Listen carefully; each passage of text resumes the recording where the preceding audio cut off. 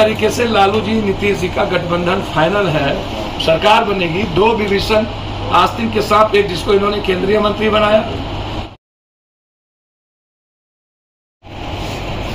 मेरा सवाल कि सीबीआई को अगर जांच करनी थी इतने वर्षों तक, सीबीआई कहां थी? इसके पीछे क्या कारण? किस प्रलोभन में और किनके गुप्त समझौते पर आज तक सीबीआई ने कार्रवाई नहीं की? इसका मतलब कहीं न कहीं गुप्त प्रलोभन थे, सांठगांठ था, और सीबीआई ने कार्रवाई नहीं की। इसके पीछे कंप्लीट सरकार थी। क्या नीतीश जी और लालू जी का लगभग सरकार बनाना तय हो गया?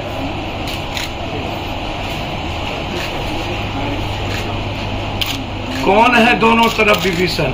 एक विभीषण वो जो भारत छोड़ के कहीं गायब हो गए, एक विभीषण वो जो नीतीश जी के आस्तीन के सांप हो गए जो केंद्र सरकार में है। ये दोनों विभीषण जो नहीं चाहते थे लालू यादव नीतीश कुमार एक हों, लालू नीतीश कुमार जी की सरकार का निर्णय एक साथ आना सीबीआई इंक्वायरी के रेट का सबसे बड़ा कारण। ये आप समझ लें। मतलब अब सीबीआई तोता नहीं रह गई, सीबीआई गिद्ध बन गई, गिद्ध। सब कुछ प्लान में है। और अब तो ये ऐसा लगता है कि नीतीश कुमार जी भी टारगेटेड हो चुके हैं, और नीतीश कुमार जी को भी बीजेपी नहीं बख्शेगी। तो बहुत क्लियर है कि सीबीआई रेड के पीछे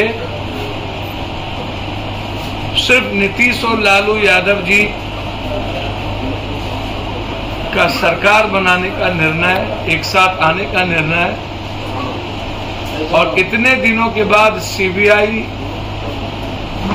जिस समझौते के कारण दूर थी, सीबीआई ने उस समझौते को गिद्ध दृष्टि की तरह सरकार इस्तेमाल किया,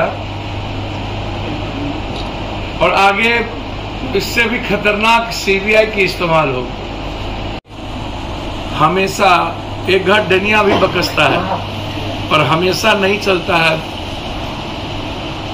एक ही बार काट की हंडी चढ़ती है, अब दोबारा चढ़ाने का प्रयास किया। ये बिहार का बेटा है, और जब तक मैं जिंदा हूं, जितन मांझी परिवार को आज तक 10,000 रुपया मंथली पप्पू यादव की तरफ से, दशरथ मांझी को आज तक 10,000 रुपया जाता है। 2 लाख रुपया व्यवसाय के लिए मैंने उस परिवार को दिया था, दशरथ मांझी को। तो ऐसे हजारों बच्चे हैं।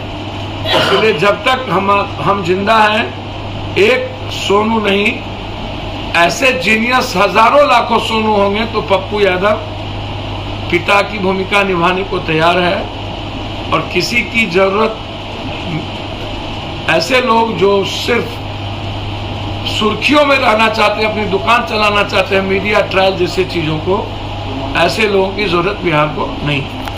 सोनू जी की पूरी, जो मैंने उस दिन भी कहा था कि सोनू की पढ़ाई सीबीएसई, बिहार ने इंडिया के नंबर 1 to 10 में स्कूल में वो जाएंगे। अभी आपको पता होगा, मैंने पूर्णिया के प्रख्यात विद्या विहार आवासीय विद्यालय के प्रबंधन के सहयोग से मेरी बातचीत हो चुकी है, और उसमें याद होगा यूपीएससी टॉपर शुभम कुमार जी की शुरुआती पढ़ाई भी उसी स्कूल से हुई, विद्या विहार से ही। विद्या विहार ने बहुत सारे टॉपर स्टूडेंट को दिए। बिहार के 1 to 5 रैंक में विद्या विहार आते हैं,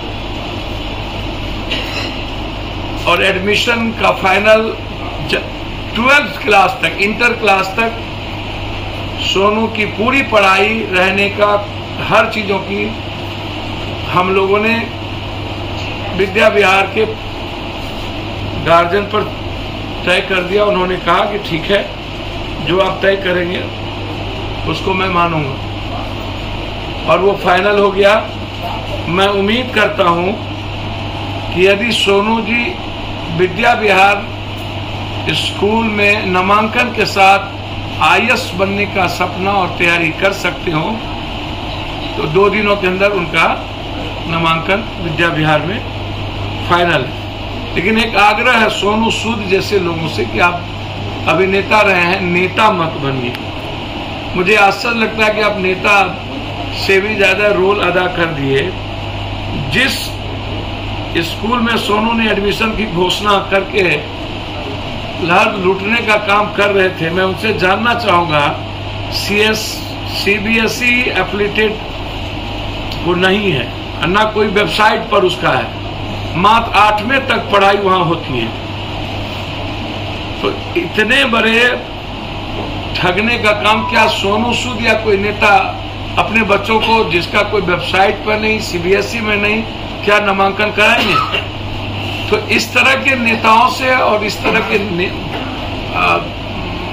गलत मार्केटिंग करने वाला जो आजकल सोनू सूद जी के बारे में बाढ़ में भी मैंने, कोरोना में भी मैंने कहा था कि उनकी मार्केटिंग की गई, और पप्पू यादव जो दुनिया के लिए जिया तो मेरे पास कोई मार्केटिंग का रास्ता नहीं था। इस तरीके से लालू जी नीतीश जी का गठबंधन फाइनल है, सरकार बनेगी। 2 विभीषण आस्तीन के साथ, एक जिसको इन्होंने केंद्रीय मंत्री बनाया और एक जो बिहार छोड़ के हमेशा इंडिया छोड़ के बाहर चले जाते हैं, जो नहीं चाहते थे कि नीतीश और लालू यादव कभी एक हों, और वो लंबा सपना देख रहे थे। तो ऐसे समय में लंदन जाना और फिर सीबीआई इंक्वायरी होना और जगह जाना, तो ये दुनिया को समझने की जरूरत है। मेरा सिर्फ इतने कहना है कि मेरी समझ राजनीतिक रूप से जितनी है और जिस तरीके से आज आनंद फानंद में मीटिंग बुलाई गई है,